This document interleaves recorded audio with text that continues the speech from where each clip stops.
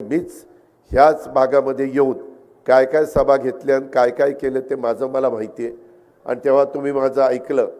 परंतु त्यावेळेस आत्ताचा इथला आमदार असा काहीतरी वेडवाकडं वागेल हे काय माझ्या स्वप्नात देखील नव्हतं आणि ते तर घडलेलं आहे.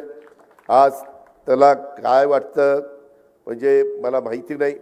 परंतु मित्रांनो, तुम्ही मनामध्ये आता वेगळी भावना आणू नका. आता सरळ सरळ फाटी पडलेली आहे. आपण इकडच्या फाटीला आहे, ते तिकडच्या फाटीला आहे. त्याच्यामुळं काही जण म्हणतात आयला ही कधीतरी एकत्र येतील का रे ही ह्या ह्यांनीच आमचं निम्मगार होतंय सारखं. आणि मग हळूच दबकत मला म्हणतं दादा दादा काही होईल का पुढं काहीतरी होईल.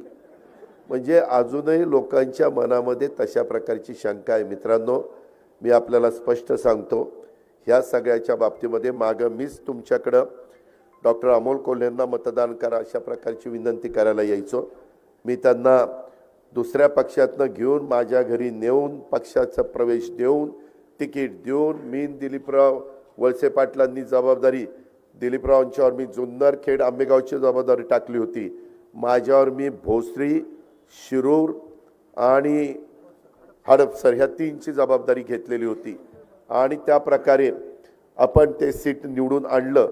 निवडून आणल्यानंतर मलाही वाटलं वक्तृत्व चांगलं आहे, दिसायला राजबिंड आहे, त्याच्यामध्ये चांगल्या पद्धतीनं काम करतील. परंतु मित्रांनो, नंतर 2-2.5 महिने 2च महिने झाले, 2 वर्ष झाली आणि नंतर ते मला म्हणायला लागले की दादा मला राजीनामा द्यायचा. म्हणलं राव, जनतेने 5 वर्ष निवडून दिलं, 2 वर्षातच राजीनामा द्यायचा, लोक जोड्याने मारतील राव आपल्याला, असं करू नका.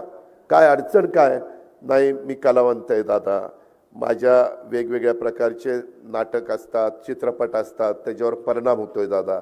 आणि मी मित्रांनो, मी खोटं बोलणार नाही, मी तोंडावर असं समोरासमोर करीन. मी म्हणलं तसं करू नका, दिसायला खराब दिसतंय. आता ते म्हणले मी सेलिब्रिटी आहे, ह्या लोकांना वाटतं रोज मी तिकडं मतदारसंघात यावं, कसं शक्य आहे, मला माझी मालिका असते, मग मला त्या ठिकाणी काम करावं लागतं, मग ते कोण बघणार. माझ्या व्यवसायावर परिणाम झाला, माझ्या व्यवसायावर परिणाम झाला असं त्यांचे शब्द होते. मी तरी त्यांना म्हणालो, बाकीचे सगळे म्हणायचे अजित तूच आणलंय त्यांना, आता तूच त्यांना समजून सांग, तूच त्यांना समजून सांग. मित्रांनो, असं कसं करत करत ते तर मागाशी कोणतरी म्हणलं की सुरुवातीच्या 4 वर्षामध्ये किती आले काय आले. खरं त्यांचा राजकारण हा पिंडच नाही आहे. आम्ही राजकारणी लोक काय करतो, एखादा उमेदवार आम्हाला पराभूत करता येत नसेल तर मग सेलिब्रिटी काढायची. खोटं नाही सांगत. तुम्ही देशात बघा, आता काही ठिकाणी हेमा मालिनी उभे राहतात की नाही, निवडून येतात. काही ठिकाणी सनी देओल उभा राहतो, धर्मेंद्र उभा राहतो, गोविंदा उभा राहतो. काय ह्यांचा राजकारणाशी संबंध आहे. राजेश खन्ना, शत्रुघ्न सिन्हा, किती नावं देऊ. एवढे नटी पण उभे राहते, नट पण उभे राहतात. आणि का एकदा मला वाटतं अमिताभ बच्चनला पण उभं केलं होतं आणि निवडून आले होते. आणि मग नंतर म्हणले नाही राव, हे आपलं काम नाही, राजीनामा दिलं सोडून.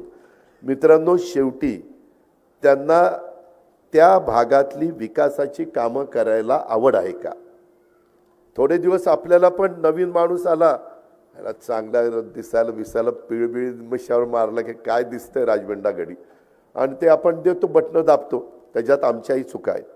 आम्ही काही अंतर्मनी नाही आहे. एखादा जण आला आणि बघितला आणि चांगला वाटला तर वाटतं की बाबा हा निघेल चांगला, परंतु त्याच्या डोक्यामध्ये काय चाललेलं आहे हे काय आम्हाला कळायला मार्ग नाही ना.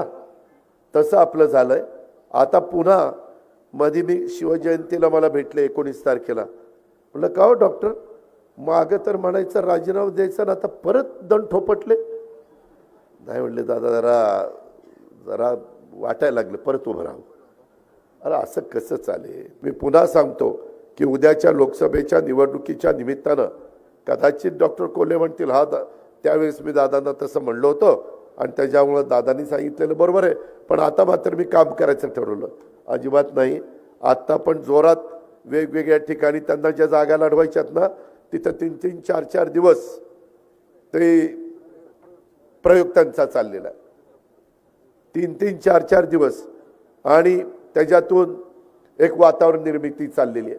मित्रांनो, ते तात्पुरती आहे. आपल्याला तर महाराजांचा इतिहास वगैरे सगळ्या गोष्टी माहिती आहेत. आता मात्र तसं करून चालणार नाही. शेवटी मी आपल्याला जाता जाता मांडवगड फराट्याच्या माझ्या जनतेला, शिरूरकरांना सांगतो की आता देशाची हवा ही मोदींच्या बाजूची आहे.